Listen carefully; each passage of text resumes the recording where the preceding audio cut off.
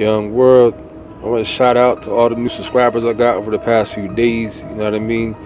YouTube finally let me rock for a day or two. I finally felt how it felt when I first started my first YouTube channel years ago, before I ever got shadow banned. For the past 2 days, it only lasted for like 2 days. I was able to have the feeling of a Joker who's not shadow banned on YouTube. Numbers been going crazy, mainly because of the one video, you know what I'm saying? But even outside of videos, outside of that, besides the trending topics, I could tell by the way the numbers were going on the videos I was putting up. For once, I wasn't shadow banned. Put the video with Pharrell up.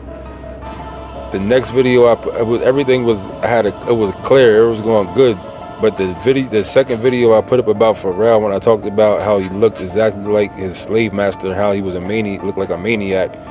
Soon I put that video up is when it felt like they put the little Joker back under the shadow ban. You know what I'm saying? So I feel like that's kind of what it is now. I don't know, whatever, you know what I'm saying? But like I said, I was a YouTuber a long time ago. My first channel was popping at first till they messed that channel up.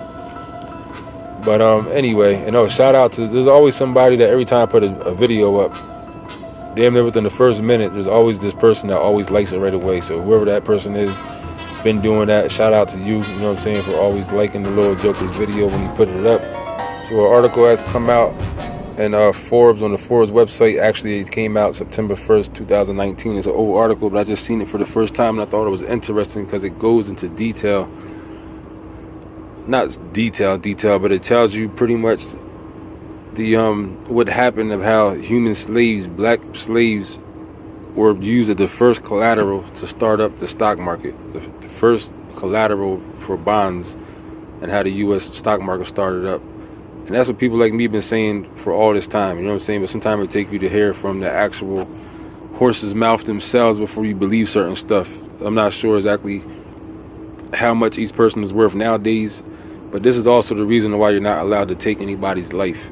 This is the reason why you can't harm people without being charged and paying a price. That's why you do something to somebody, it's called a charge. They charging you. It costs money to do something to somebody because you're harming a piece of private property.